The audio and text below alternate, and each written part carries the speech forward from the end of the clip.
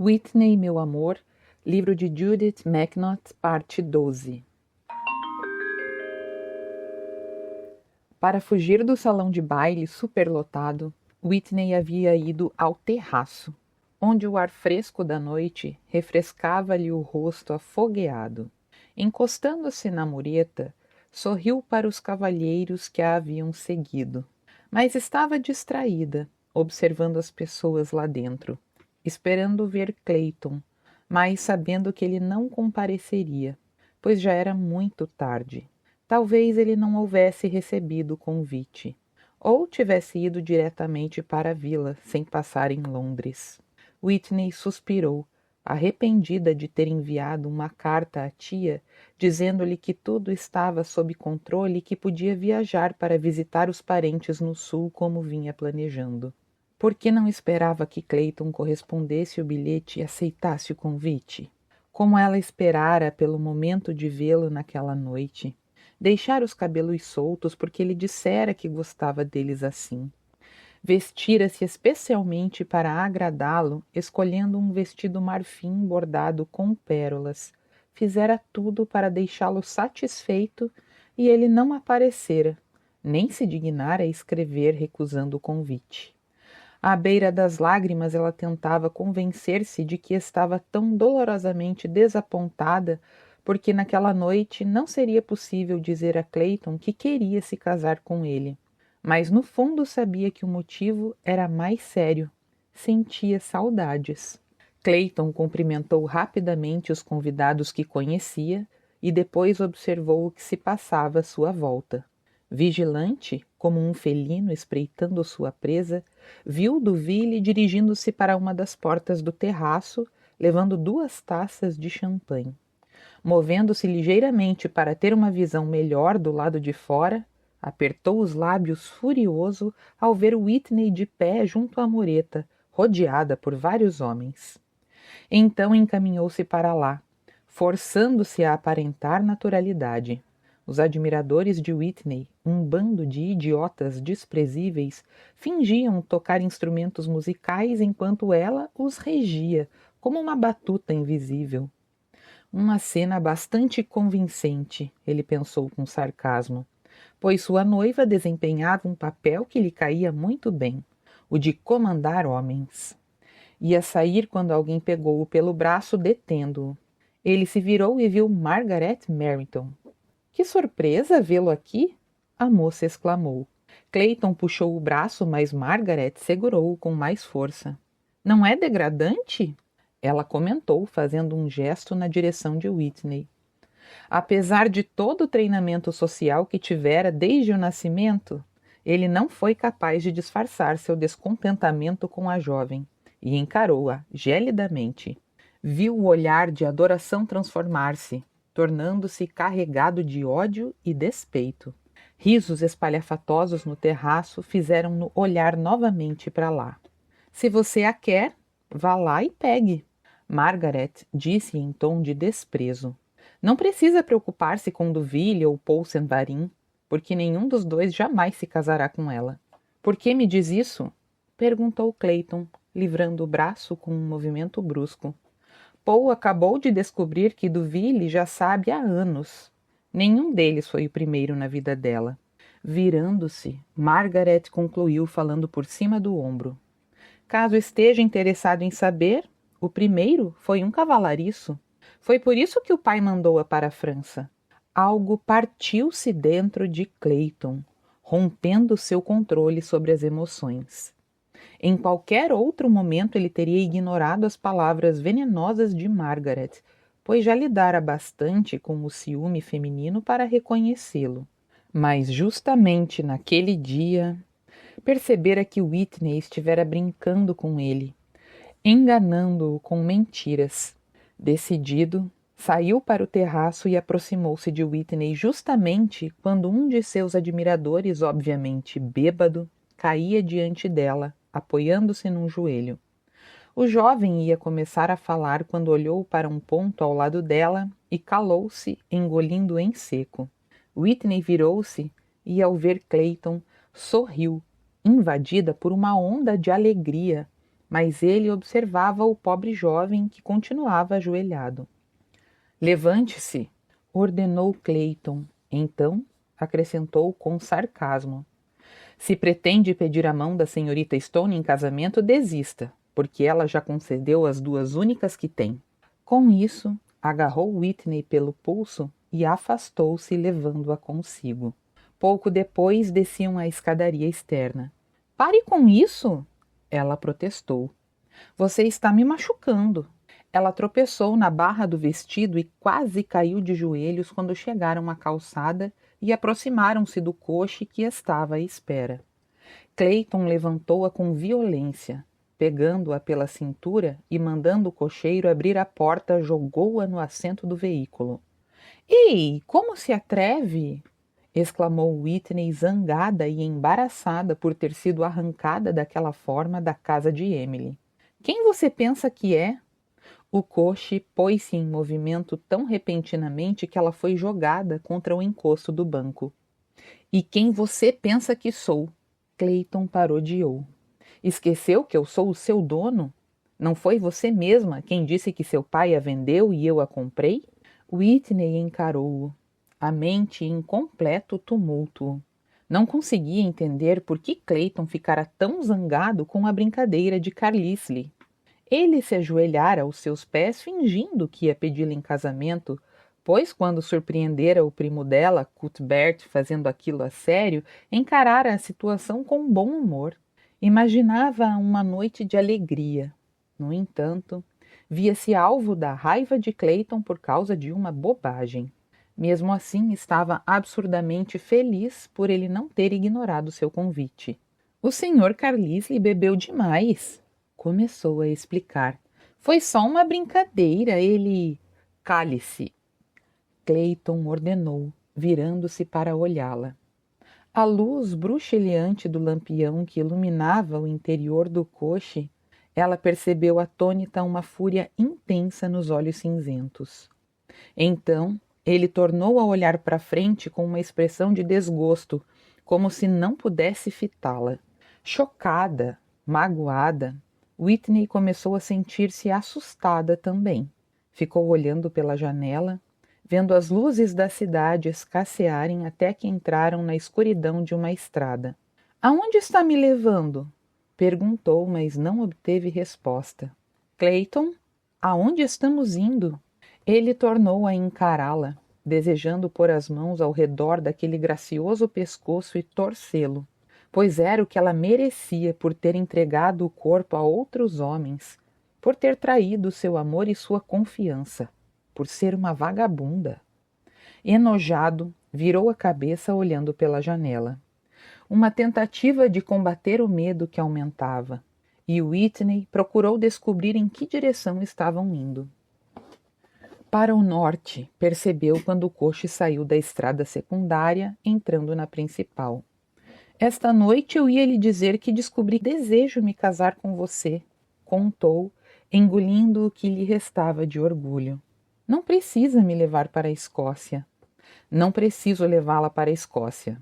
Ele interrompeu-a com uma risada amarga. Está de acordo com o que ouvi a seu respeito. Mas se quer saber, não pretendo fugir nem ir tão longe. Já viajei o dia todo atrás de você. Numa virada abrupta, o coche entrou numa estradinha mais lisa, mas muito menos movimentada. E de repente Whitney captou o significado das palavras de Clayton. Ele viajara o dia todo atrás dela, portanto devia ter voltado para a vila, ouvido os boatos sobre ela e Paul e fora para Londres furioso. Eu posso explicar o que ouviu sobre mim e Paul, ela disse suplicante, pousando a mão no braço dele. Clayton pegou a mão dela, apertando-a cruelmente. Acho maravilhoso que tenha tanta vontade de me tocar, pois daqui a pouco é exatamente o que terá oportunidade de fazer, observou em tom sarcástico. Tirou a mão dela de seu braço e soltou-a. Mas por enquanto controle seu desejo, Whitney. Você está embriagado? Ela perguntou confusa.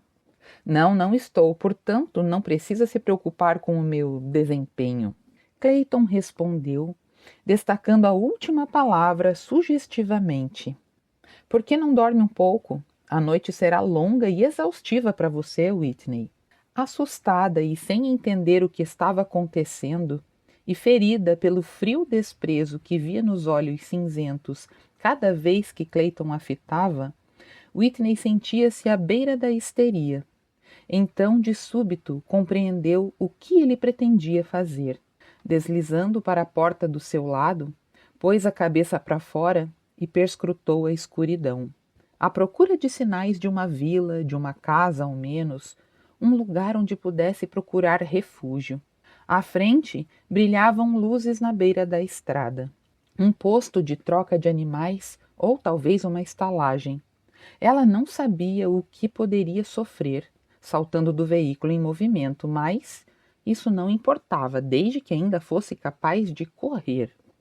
Mordendo o lábio trêmulo, moveu a mão cautelosamente ao longo da coxa, aproximando-a da maçaneta da porta. Lançou um último olhar ao perfil de Clayton, sentindo como se algo estivesse morrendo em seu íntimo. Deslizou os dedos pelo couro que revestia a porta e fechou-os ao redor da maçaneta de metal. O coche descia por uma ligeira inclinação. Assim que emparelhasse com as luzes, Whitney soltou um grito de desespero quando Clayton pegou-a pelo braço e puxou-a para si. Não seja tão impaciente, minha querida. Uma estalagem à beira da estrada não é o melhor lugar para a nossa primeira relação. Ou gosta de ter seus encontros amorosos em estalagens?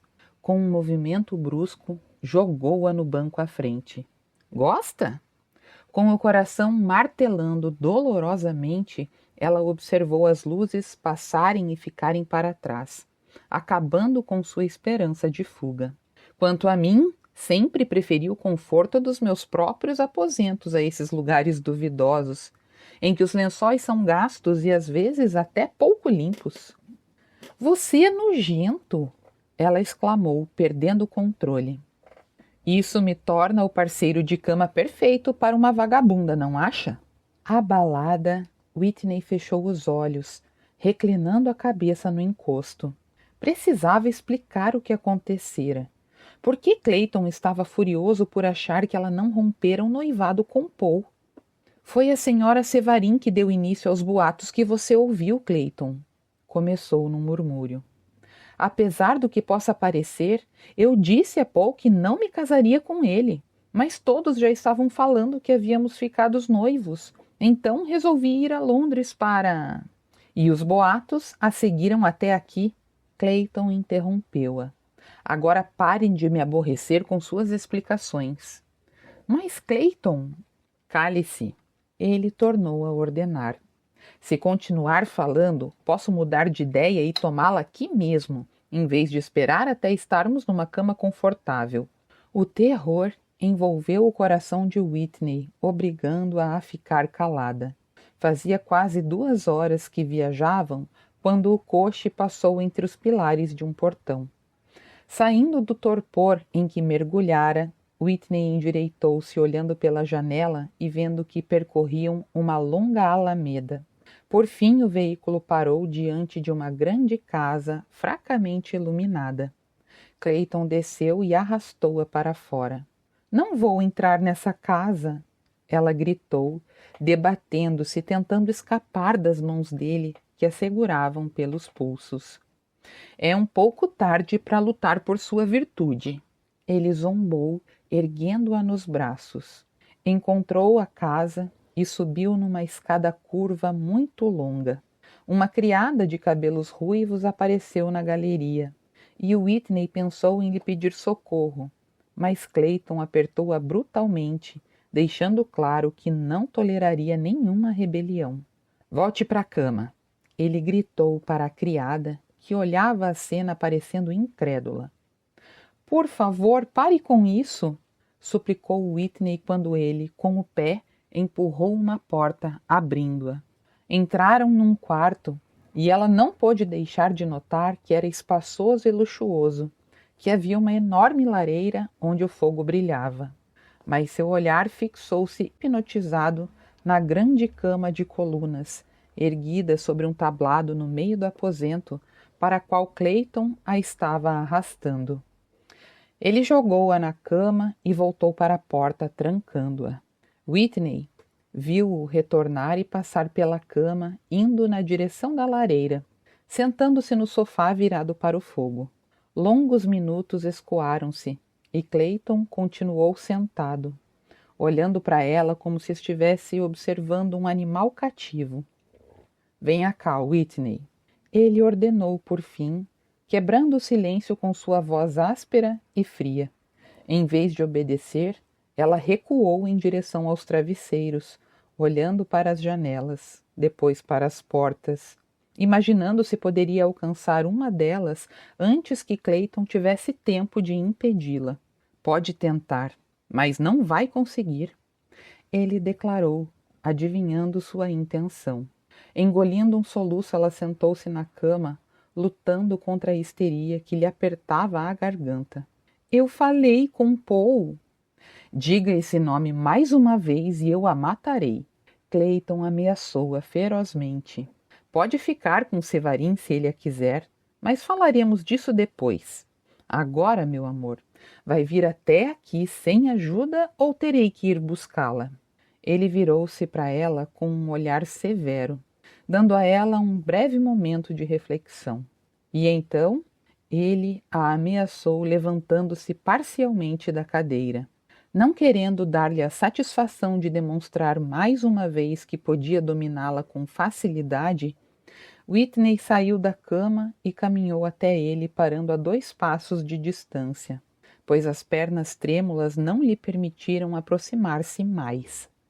Então ficou olhando para ele através das lágrimas represadas. Clayton pôs-se em pé.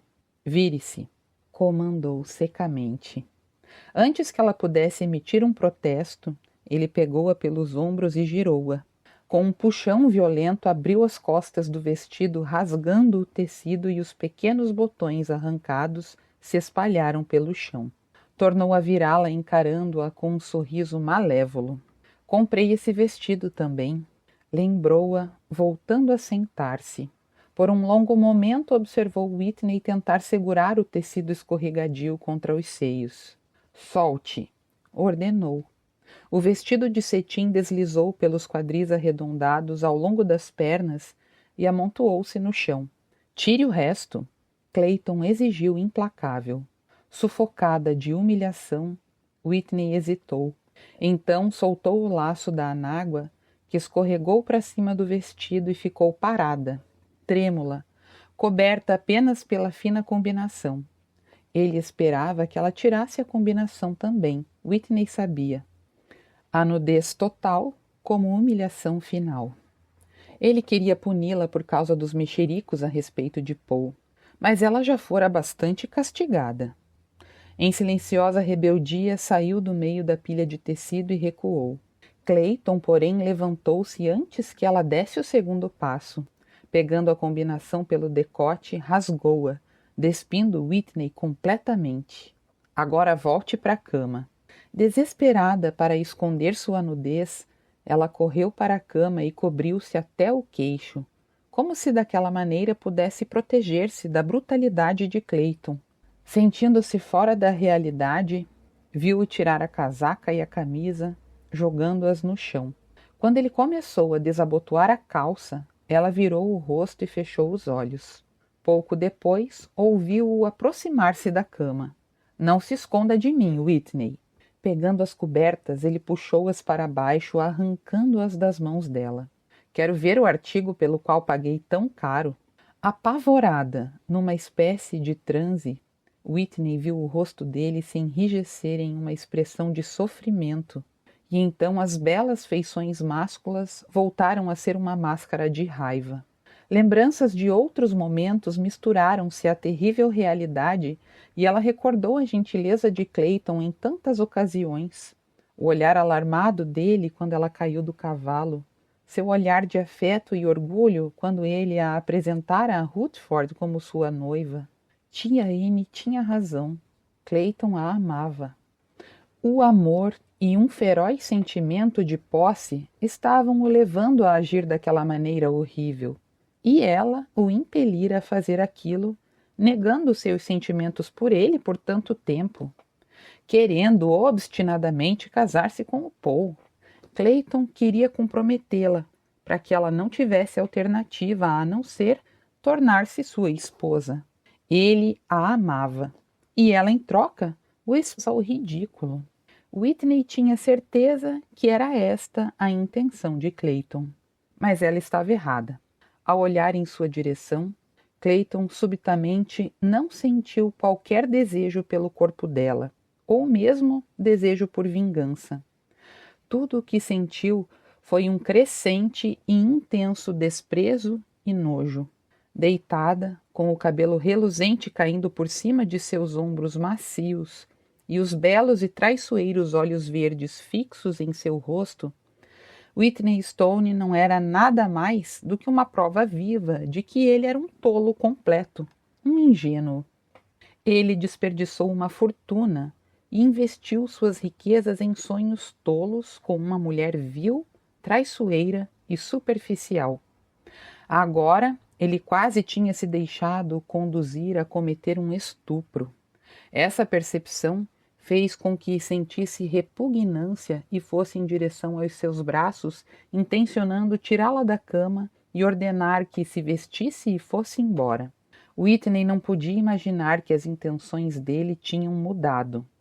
Ela sabia simplesmente que sua expressão estava ainda mais distante e cruel, e seu medo deu lugar a um profundo e esmagador remorso. Seus olhos doíam com as lágrimas não derramadas. Ela recostou os dedos trêmulos em seu peito, no mesmo momento em que a mão dele segurou a parte de cima do seu braço. Eu sinto muito. Você não pode me perdoar só mais uma vez como já perdoou antes? O olhar dele se estreitou ao posar em seu rosto suplicante e seus lábios se torceram em um sorriso cínico. Está se oferecendo para me mostrar que sente muito, Whitney?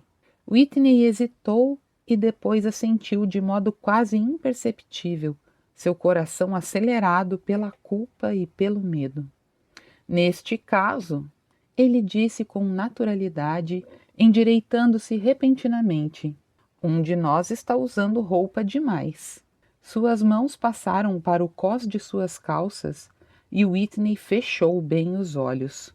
O colchão oscilou quando ele deitou-se ao seu lado, apoiando-se em um cotovelo e aninhando um dos seios firmes na concha da mão livre. Mostre-me o que sente, sugeriu, acariciando o mamilo com o polegar. Ignorando o protesto da consciência, Whitney submeteu-se, deixando que a ousada carícia enviasse ondas de poderosas sensações por seu corpo. Não lutaria, mostraria como sentia muito por tê-lo humilhado daquela forma. A boca máscula e exigente cobriu a sua num beijo lânguido e profundo, e ela correspondeu, de todo o coração. Você é linda, ele murmurou, enquanto suas mãos começavam a explorar lentamente o corpo esbelto. Mas acho que já ouviu isso muitas vezes, não é? Traçou uma trilha de beijos ardentes do pescoço dela até um dos seios, a língua ávida movendo-se provocante. Então, apertou o mamilo entre os lábios e Whitney gemeu, sobressaltando-se com um inesperado prazer.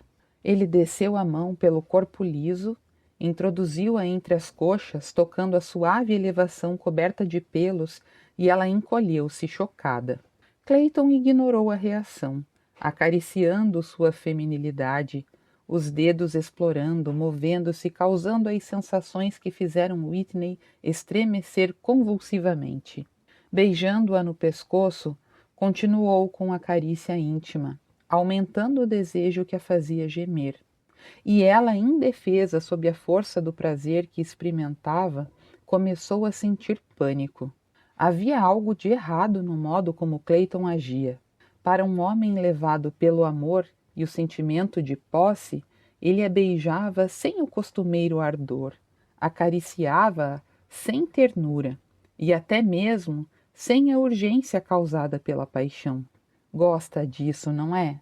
Ele comentou quando aprofundou o toque em sua parte íntima e ela gemeu alto. Mas não vou dar-lhe esse prazer por mais tempo, meu amor. Erguendo o corpo, ajeitou-se entre as coxas dela e, segurando-a pelos quadris, investiu, entrando com força e completamente pela estreita passagem. Uma dor lancinante percorreu Whitney, que gritou, cobrindo o rosto com as mãos, enquanto Clayton soltava uma exclamação horrorizada. Ele recuou e ela retraiu-se, esperando pela dor horrível que experimentaria quando ele a penetrasse novamente. Mas a dor não veio. Clayton não se moveu.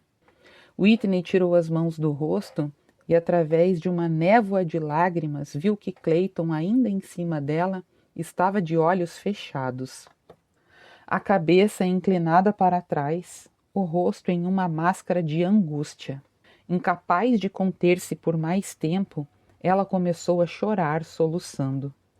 Tinha necessidade de ser consolada e, de modo irracional, procurou conforto em seu próprio torturador. Com um grito trêmulo, abraçou Clayton pelos ombros e puxou-o para baixo de encontro ao corpo. Com infinita gentileza, ele deslizou para o lado e abraçou-a. Escondendo o rosto em seu peito, ela chorou convulsivamente por longo tempo. Clayton manteve-a nos braços, afagando-lhe os cabelos revoltos, enquanto se punia, ouvindo seus soluços abafados, deixando que as lágrimas copiosas que ela derramava molhassem seu peito. Eu disse a Paul que não me casaria com ele, Whitney disse com voz entrecortada. O que falaram na vila não foi por minha culpa. Não foi isso, minha pequena. Clayton murmurou com a voz rouca de emoção. Eu nunca teria feito o que fiz com você por causa disso. Então, por que fez isso? Ele deixou escapar um suspiro exasperado. Pensei que você houvesse se deitado com ele, Whitney, e com outros. De súbito, as lágrimas de Whitney cessaram. Ela puxou o lençol sobre os seios e, recuando, fitou-o com raiva e desprezo nos olhos verdes. Pensou? Você pensou? Sibilou e, arrancando-se dos braços dele, virou-se para outro lado, dando-lhe as costas. A ideia de que Clayton a amava evaporou-se. Num lampejo cego, humilhada e ofendida, ela entendeu que ele fizera aquilo para degradá-la, para salvar o orgulho, vingando-se de um crime imaginário. Um amargor de revolta lhe subiu à garganta quando ela percebeu que se entregara a ele sem lutar. Não fora Clayton que a enganara. Ela enganara a si mesma. Ele não roubara sua virgindade, ela a entregara. Cheia de vergonha e desgosto, tentou cobrir-se com as pesadas cobertas. Clayton então puxou-a ternamente sobre seu corpo nu, pôs a mão no ombro dela, querendo-a virá-la para si. Deixe-me explicar, pediu em tom suplicante. Furiosa, ela afastou-lhe a mão. Eu duvido que seja capaz, exclamou. Mas se o fizer, faça por escrito, porque eu o matarei se chegar perto de mim ou da minha família outra vez, eu juro. Recomeçou a chorar e soluçou até que, exausta, foi dominada pelo sono. Clayton Robert Westmoreland, Duque de Claymore, descendente de 500 anos de nobreza, dono de propriedades e de uma riqueza quase incalculável, continuou deitado ao lado da única mulher que já amara, incapaz de consolá-la e de reconquistá-la. Olhando para o teto, lembrou-se de como a vira horas atrás, fingindo reger aquele alegre grupo de homens, fingindo-se de músicos. Como pudera magoá-la tanto, se apenas o que sempre quisera fora mimá-la e protegê-la?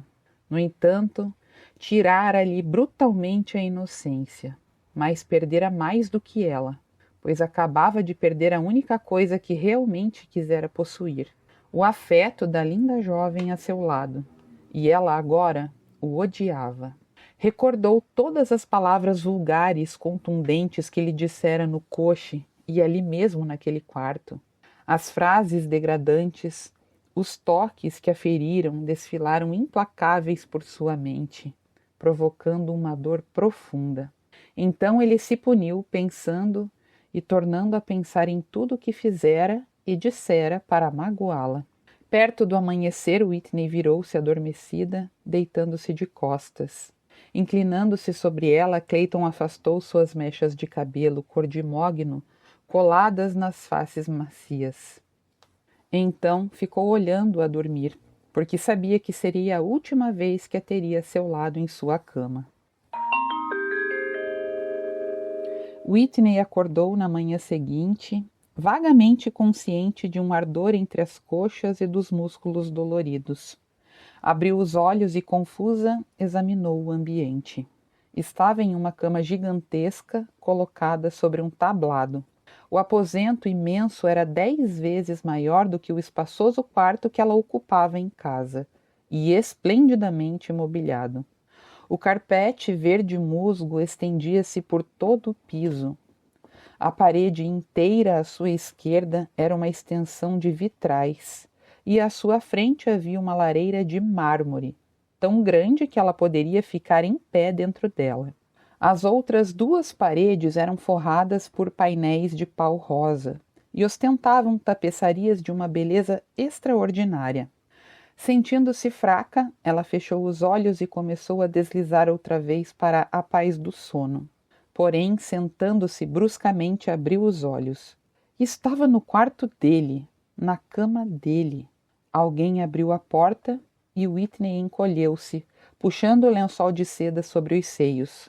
A criada ruiva que ela vira na noite anterior na galeria apareceu, trazendo o vestido e as outras roupas, consertados, que colocou cuidadosamente numa cadeira junto à porta que devia levar ao quarto de vestir. Ao se virar para sair, viu Whitney deitada, mas desperta, e apanhou um elegante roupão de rendas das costas de uma poltrona. — Bom dia, senhorita! Cumprimentou, aproximando-se da cama. Whitney notou com amargura que a moça não parecia surpresa ao ver uma mulher nua na cama do seu patrão. Aquele devia ser um acontecimento comum. — Meu nome é Mary. A criada apresentou-se falando com sotaque irlandês. Então estendeu a mão e perguntou: — Posso ajudá-la a se levantar?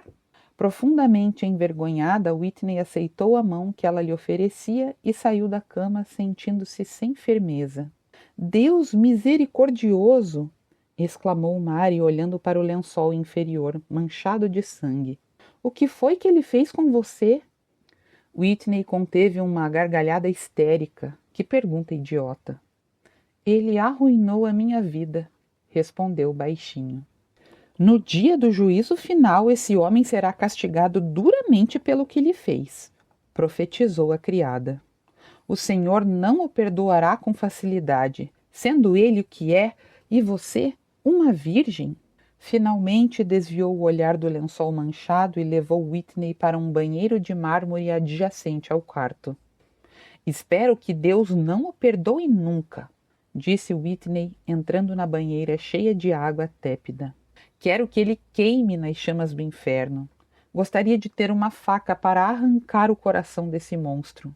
Mary ia ensaboar-lhe as costas, mas ela tomou o esfregão de suas mãos e começou a passá-lo por todas as partes que Clayton havia tocado de seu corpo.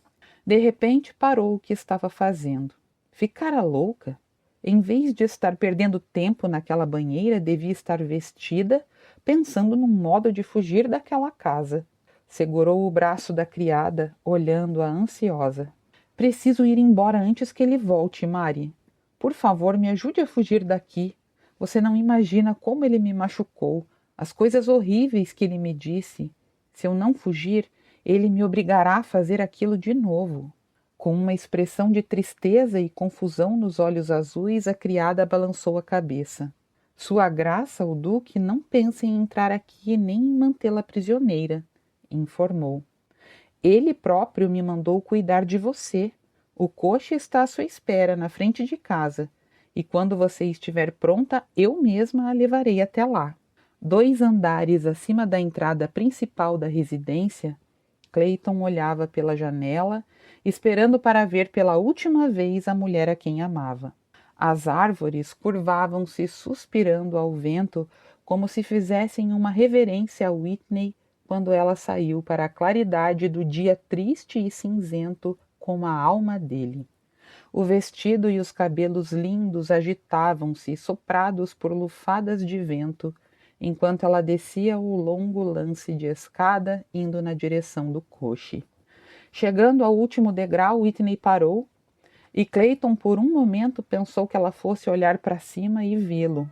Como se sentisse que estava sendo observada, ela ergueu o queixo com altivez, sacudiu os cabelos, terminou de descer a escada e andando majestosamente foi até o coche e entrou sem olhar para trás. O copo de conhaque que Clayton segurava estilhaçou-se em sua mão e ele olhou impassível para o sangue que começou a escorrer-lhe dos dedos. Imagino que irá extrair veneno do seu sangue agora. Mary, em pé, próxima à porta, sentenciou com certo ar de satisfação. Infelizmente, eu duvido. Clayton respondeu resolutamente. Whitney encolheu-se num canto do assento do coche, os pensamentos rodando num círculo vicioso de vergonha, sofrimento e raiva. Ela recordava as palavras vulgares que Clayton lhe dissera, o modo automático como as mãos experientes haviam percorrido seu corpo despertando seu desejo. Desejava estar morta. Não, desejava que ele estivesse morto. Aquela noite horrível fora apenas o início do pesadelo que ela teria de enfrentar. Michael Archibald insistiria para que Emily a mandasse imediatamente para casa, porque jamais permitiria que uma mulher de virtude questionável convivesse com sua esposa. Mesmo que ele acreditasse quando ela dissesse que fora obrigada a passar a noite com Clayton, continuaria a considerá-la suja, não merecedora da amizade de pessoas decentes. Lutando contra uma onda de náusea, reclinou a cabeça no encosto. Não podia contar a verdade. Tinha de pensar em algo plausível para dizer aos Archibald, algo que explicasse por que ficara a noite toda fora. Do contrário, seria banida da sociedade e viveria o resto da sua vida em solidão e vergonha, tendo apenas o pai como companhia. Depois de pensar duramente 1 hora, achou que encontrara uma desculpa aceitável. Talvez não fosse muito convincente, mas serviria se Michael e Emily não a interrogassem. Sentiu-se melhor, embora mais solitária, pois não havia ninguém a quem pudesse recorrer em busca de consolo e compreensão. Poderia escrever para a tia, que estava na casa de uma prima, e pedir-lhe que fosse a Londres. Mas o que poderia Anne fazer além de exigir que Clayton reparasse o dano imediatamente pelo casamento? Aquilo não seria castigo para ele, que teria o que sempre desejara, mas ela sofreria, pois seria condenada a unir-se a um homem a quem odiara até o último momento de sua vida. Se ela se recusasse a casar com Clayton, tia Anne, claro, se voltaria para o marido em busca de conselho. Edward, revoltado, desafiaria Clayton para um duelo, o que deveria ser evitado a todo custo, em primeiro lugar, porque esta prática tornara-se ilegal, e em segundo, porque Whitney tinha certeza de que o desgraçado mataria seu tio.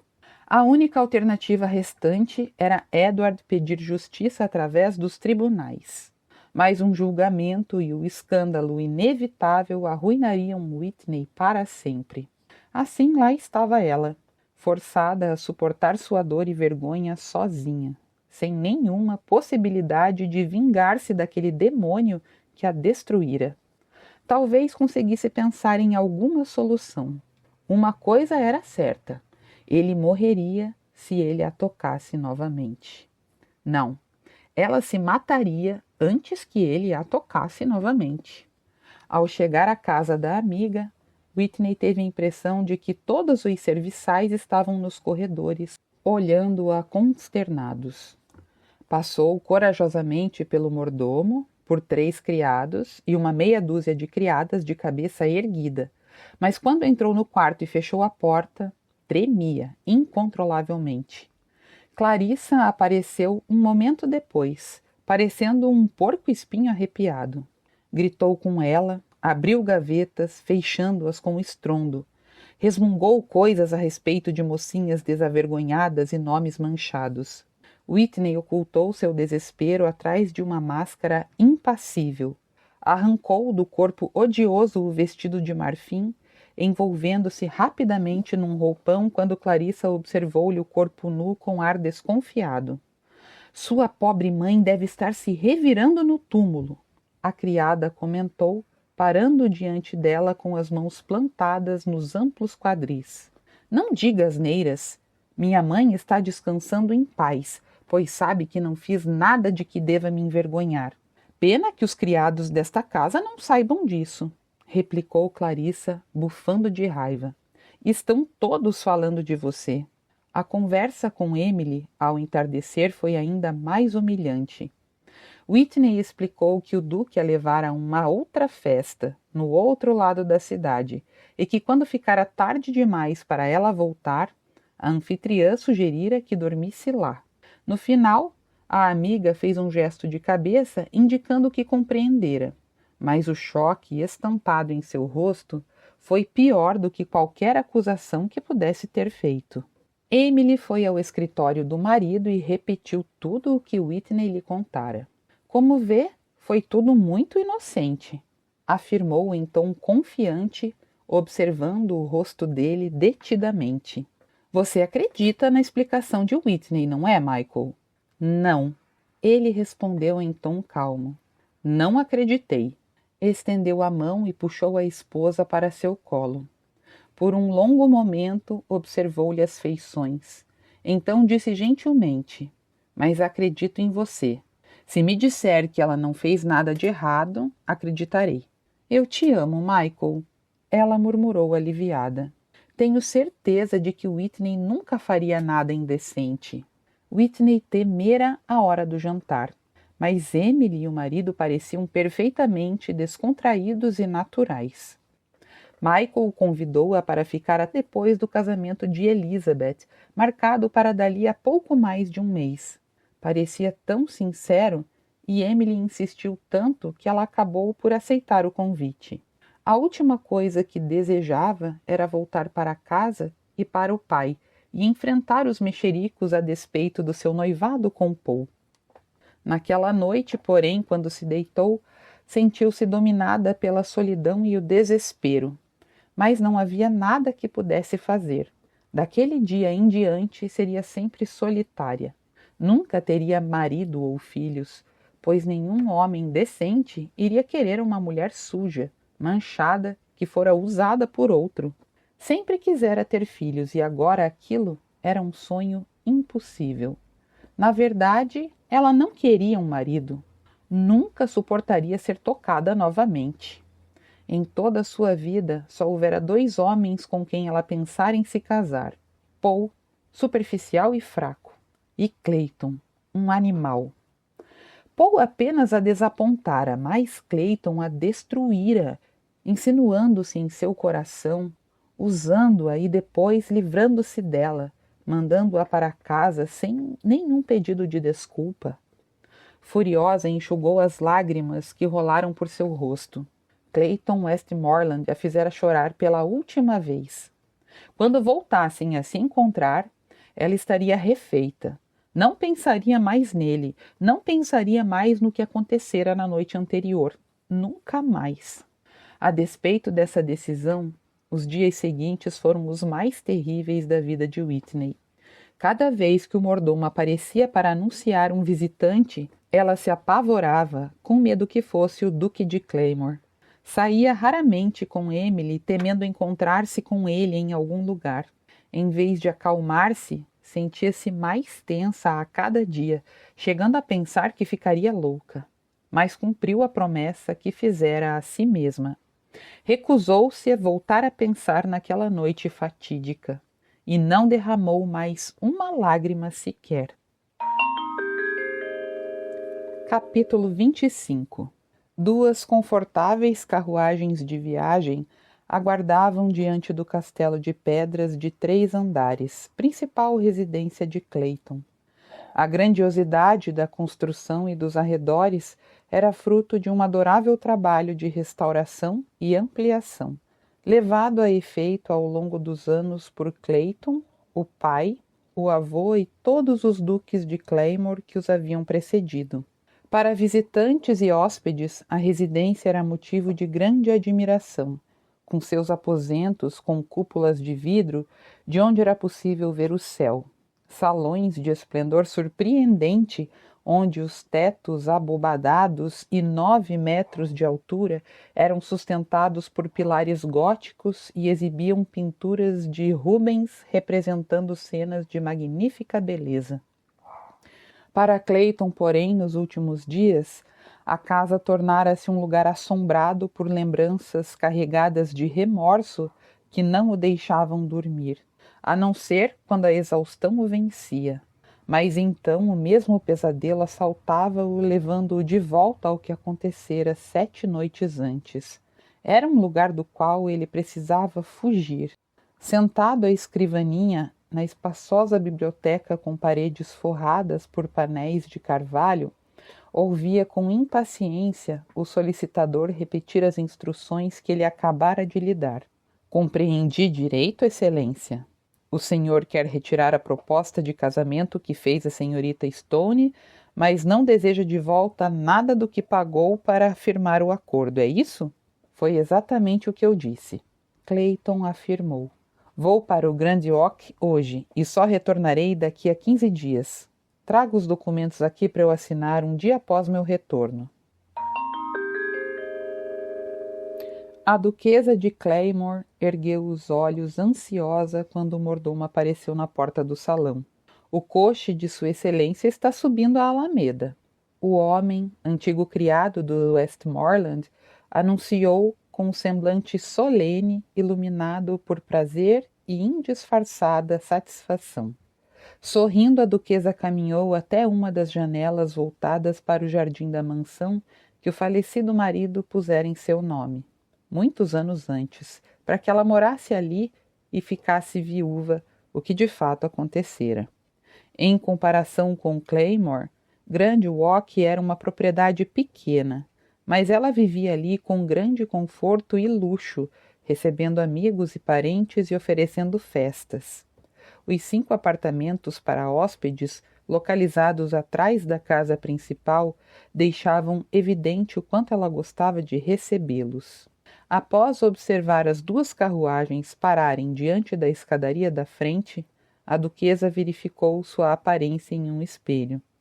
Aos 55 anos, Alicia, duquesa de Claymore, ainda era esbelta e graciosa. Os cabelos escuros estavam entremeados por fios prateados, o que apenas acrescentava charme à sua beleza.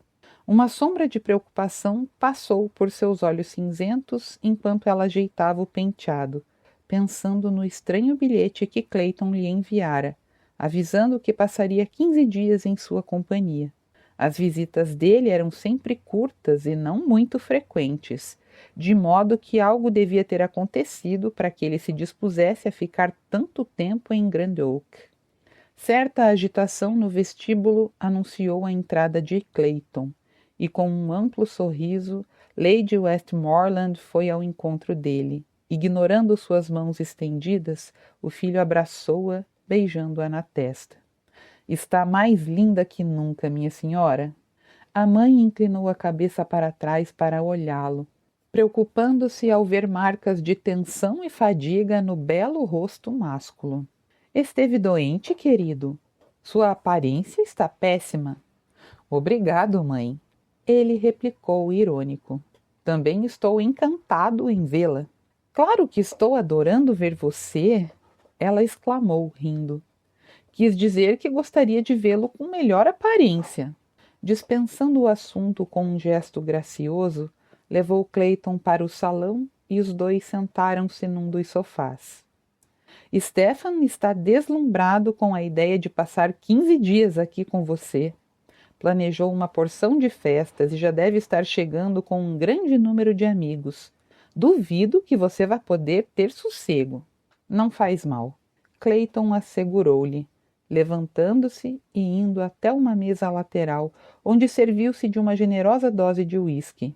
Onde está aquele sem-vergonha que nasceu primeiro que eu, ficando com todos os privilégios de primogênito?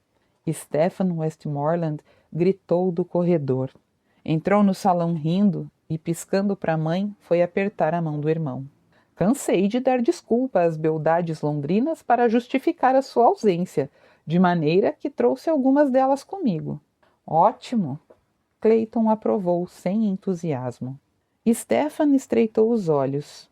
Sério, o que enfatizou sua semelhança com um irmão mais velho. Também era alto e tinha cabelos escuros. Embora lhe faltasse a aura de poder e autoridade que cercavam Clayton, Stephen era bem conhecido por seu carisma, pois amigável e bem-humorado vivia cercado de amigos. Possuía grande riqueza e era por pura brincadeira que falava a respeito dos privilégios de primogênito de Clayton. Na verdade, estava bastante satisfeito por não ter de carregar o título ducal e com ele uma infinidade de responsabilidades. Parece que você acaba de sair de um inferno, Clayton, comentou francamente observando o irmão. Então olhou para a duquesa com ar contrito. Desculpe, mamãe. Mas você tem razão, Stephen. Ela concordou.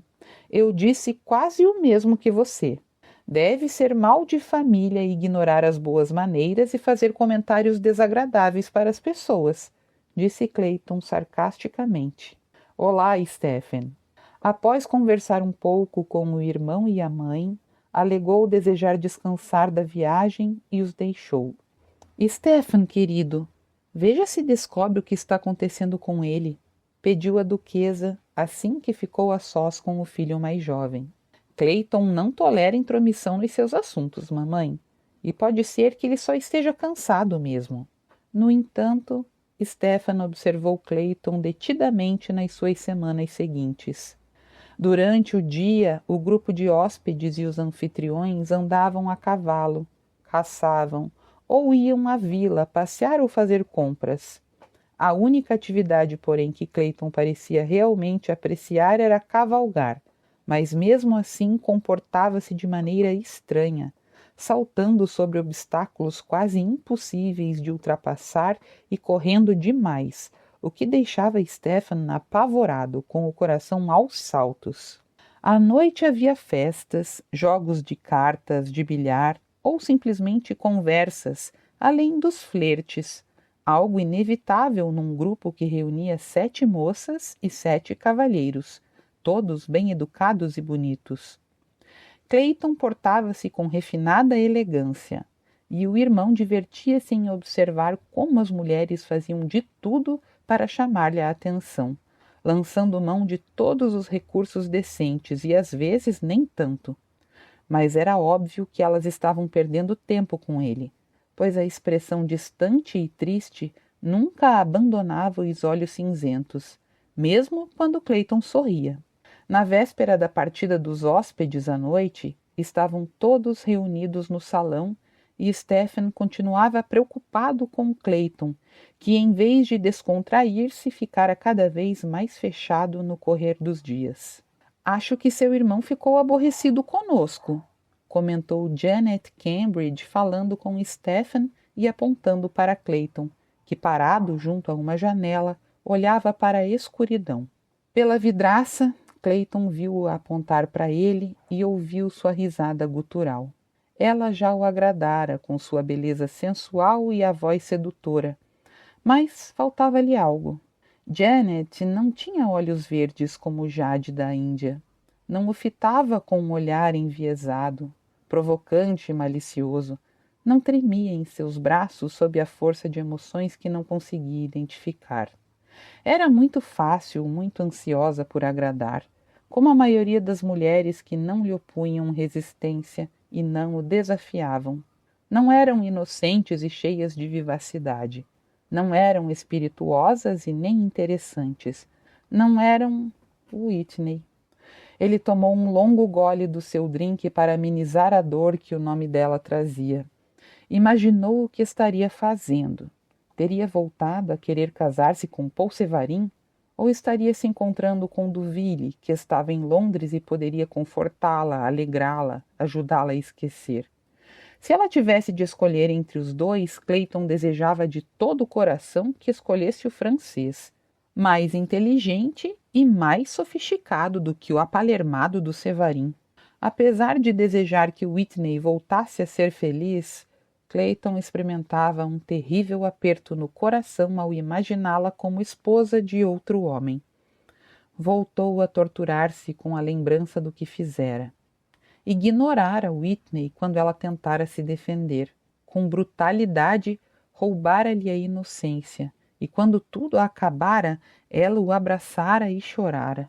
Ai, Deus, ele praticamente a estuprara e ela chorara em seus braços.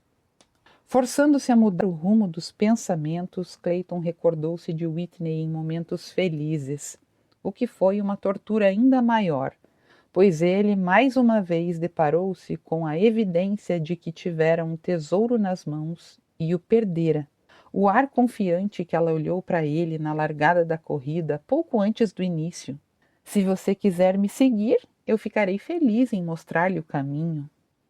Ele ainda podia lembrar-se dela exatamente como estava na noite no jardim, no baile de máscaras dos Armand, sua feição reluzente com uma felicidade irreverente quando ele lhe revelou que era um duque. Você não é um duque, dissera ela rindo.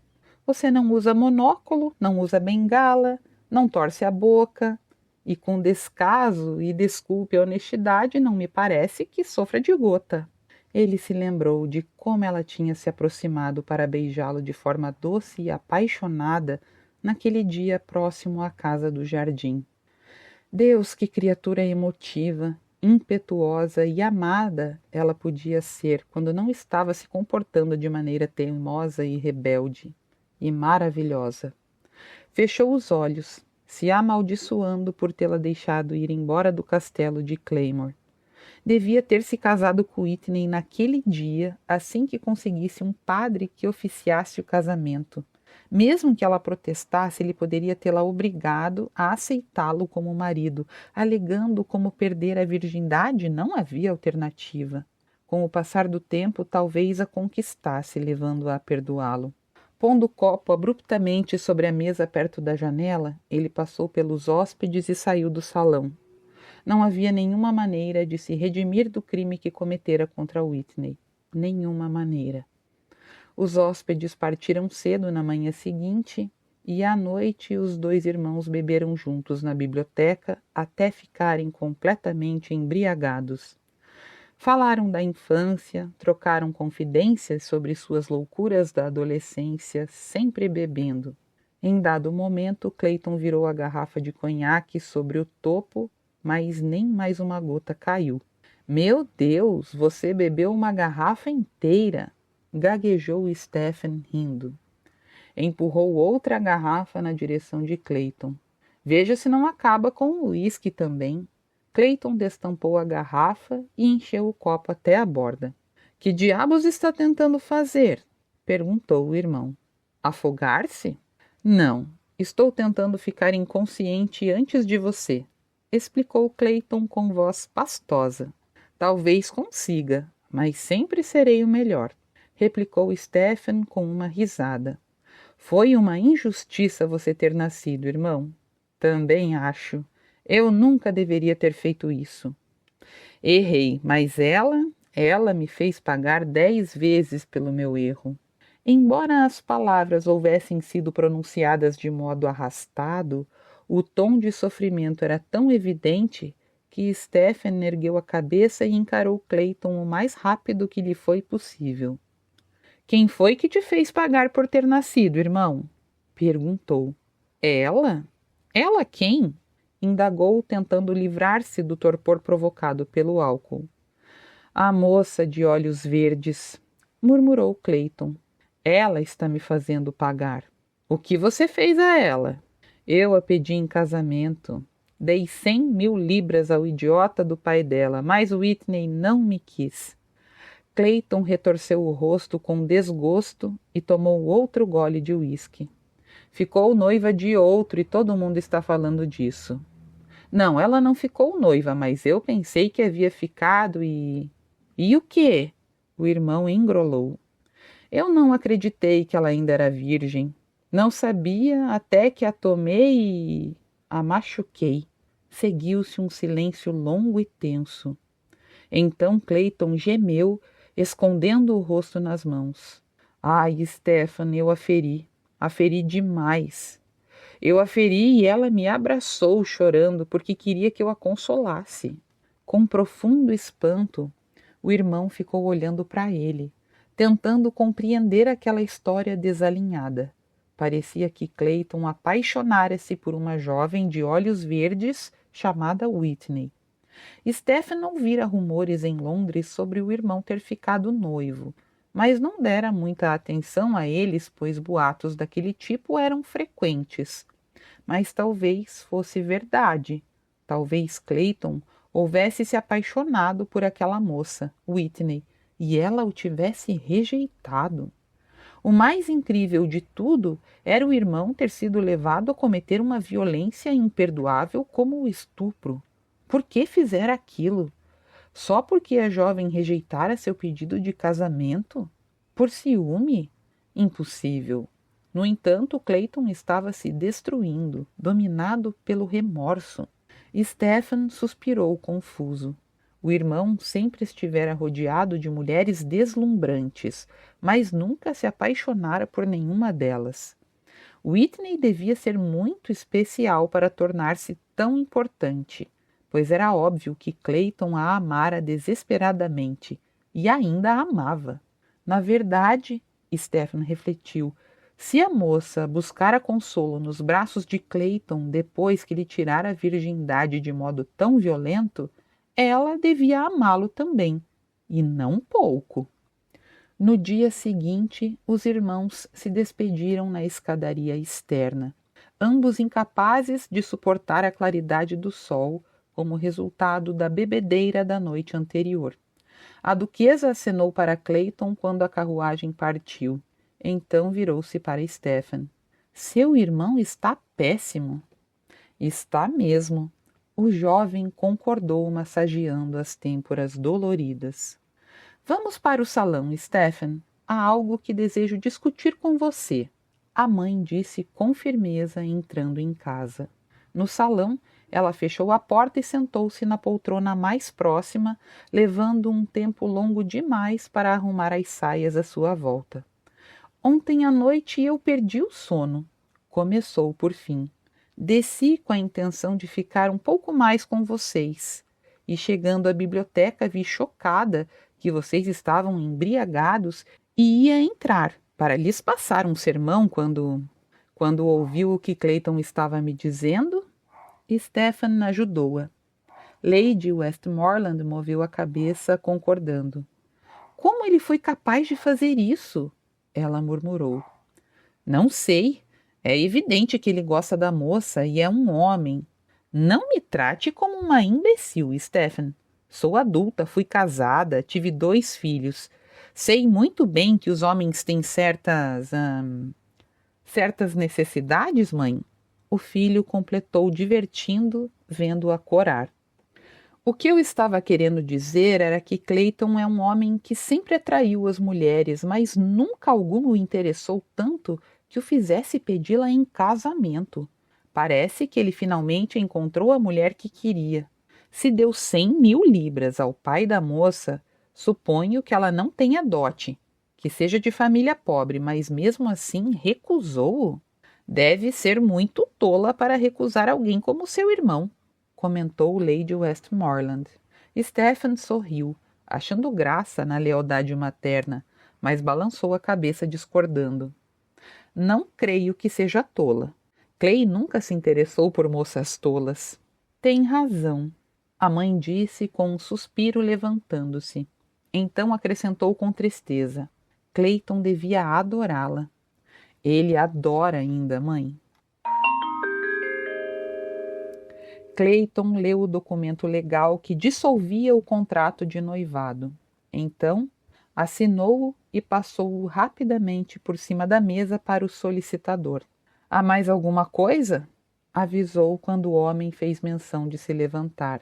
Quero que mande entregar o documento à senhorita Stone na casa dela, com uma carta e um vale bancário no valor de 10.000 libras.